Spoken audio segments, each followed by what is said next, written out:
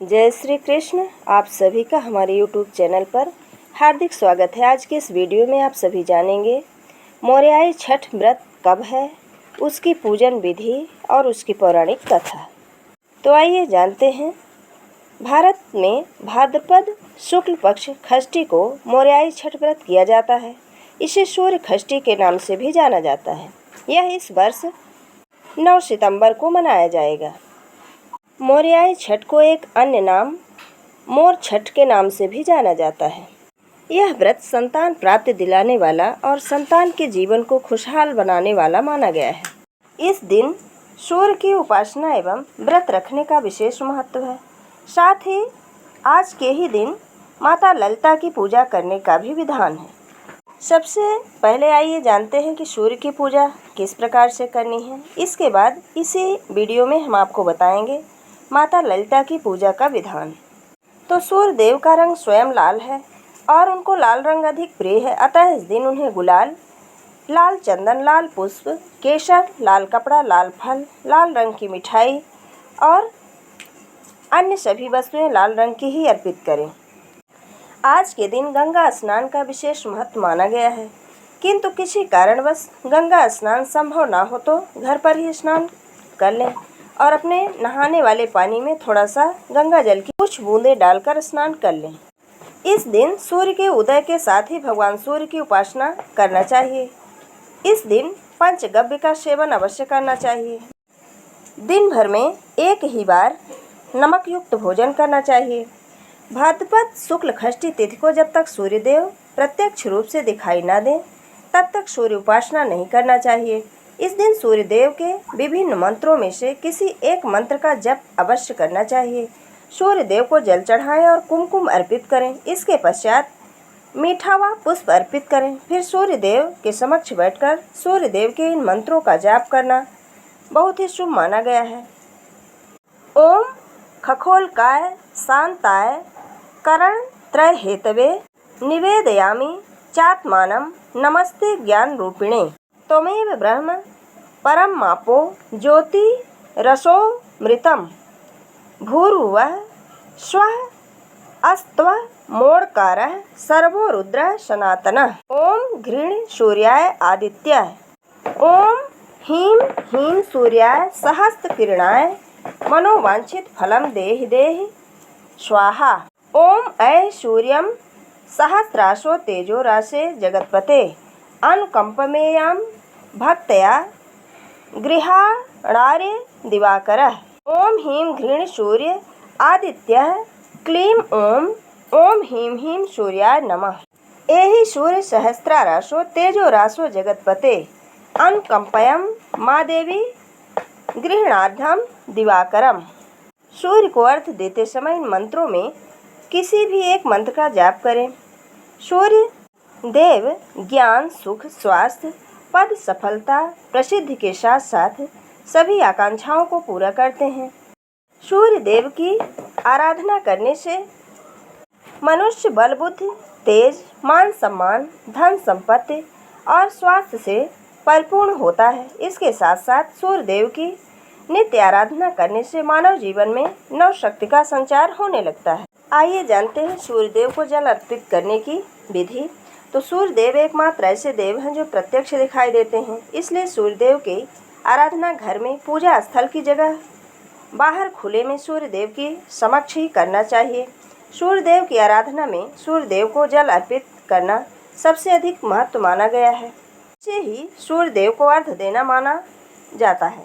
सूर्यदेव को अर्घ्य देने हेतु सुबह सूर्योदय से पूर्व उठकर स्नान करें और जैसे ही सूर्योदय होता है आप स्वयं पूर्व दिशा की ओर मुख करके खड़े हो जाएं। एक तांबे के पात्र में जल भरकर इसमें कुछ चावल, कुछ चीनी, पुष्प, कुमकुम और जल में छींटे लगाएं। अब आप सूर्यदेव के सामने खड़े होकर तांबे के पात्र द्वारा दोनों हाथों से जल नीचे जमीन पर या गमले में छोड़ते हुए अर्घ्य दें। विशेष रूप से ध्यान दें कि ताम्र पात्र आपके सीने के सामने हो, तब सूर्यदेव को जल अर्पित करें और पात्र को कंधे से ऊपर तक ले जाने का प्रयास करें। पात्र द्वारा नीचे गिरने वाली जलधारा में सूर्य के प्रतिबिंब को देखने का प्रयास करें। सूर्य देव को अर्घ्य देते समय निरंतर सूर्य देव के इस मंत्र का जाप करते रहें। ओम सूर्याय नमः। सूर्य देव को अर्घ्य देने के पश्चात नीचे झुककर जल को स्पर्श करें और अंत में सीधे खड़े होकर हाथ जोड़कर सूर्य देव को प्रणाम करें। सूर्य देव को जल अर्पित करने का सबसे उत्तम समय सूर्य उदय से लेकर इसके 1 घंटे बाद तक का होता है, इसलिए इस अवधि में ही सूर्य देव को अर्घ्य देने का प्रयत्न करें। अब आइए जानते हैं सूर्य उपासना, मंत्र जाप और अर्घ्य देने के लाभ। तो इससे मानसिक व्याधियों, चिंता, तनाव, अवसाद, नकारात्मक सोच से मुक्ति मिलती है। सूर्य देव की पूजा से जीवन में सकारात्मक ऊर्जा का संचार होता है। सूर्य देव की पूजा से मन में अहंकारहीन भावना, ईर्ष्या के भाव दूर होते हैं।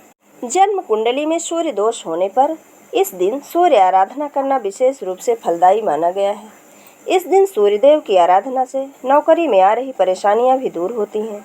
साथ ही नौकरी में पदोन्नति के अवसर भी प्राप्त होते हैं। जो व्यक्ति इस दिन सूर्य देव की आराधना करते हैं और उन्हें जल देते हैं, उनके चेहरे पर सदैव तेज बना रहता है। उस व्यक्ति में लोगों को अपनी ओर आकर्षित करने की क्षमता विकसित होती है। साथ ही सूर्य देव की नित्य आराधना करने वाला व्यक्ति स्वभाव से निडर और शरीर से बलवान हो जाता है। ये थी सूर्य षष्ठी के बारे में कुछ विशेष जानकारी। अब आइए जानते हैं आज के ही दिन उपवास रखा जाने वाला ललिता षष्ठी व्रत की पौराणिक कथा और पूजन विधि। यह व्रत भी संतान सुख दिलाने वाला और संतान के जीवन को खुशहाल बनाने वाला माना गया है।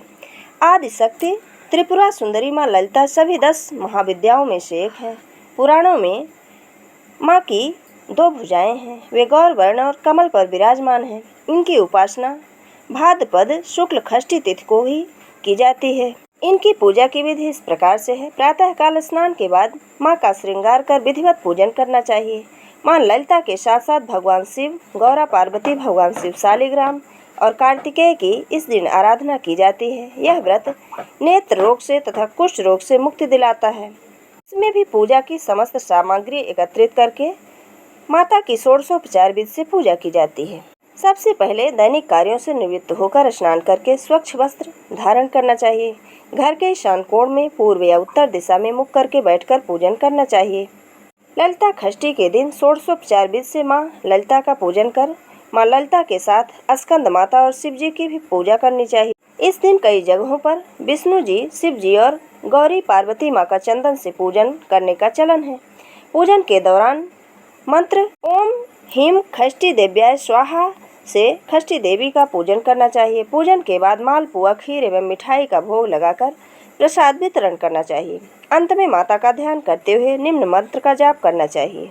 मंत्र है ओम श्रीं ह्रीं क्लीं ऐं सौं ओम ह्रीं श्रीं का ए ई ला ही हा सा का हा ला ह्रीं सकल ह्रीं सौ ऐं क्लीं ह्रीं श्रीं नमः। अगर उपरोक्त मंत्र को पढ़ते समय कठिनाई महसूस हो रही हो तो आप नीचे लिखे मंत्र का भी जाप कर सकते हैं। ऐं ह्रीं श्रीं त्रिपुर सुंदर्याय नमः का कम से कम 108 बार जाप करें। अंत में ललिता माता की आरती करें। इस दिन शिव चालीसा, ललिता चालीसा का पाठ करना उचित माना गया है। अंत में संतान सुख की कामना करते हुए माता ललिता को नमस्कार करें और अपनी मनोकामना उनके सामने प्रकट करें। ये थी मौर्याई छठ की पूजन विधि और उसका महत्व। इसकी पौराणिक कथा हमारी अगली वीडियो में। जय श्री कृष्ण। धन्यवाद।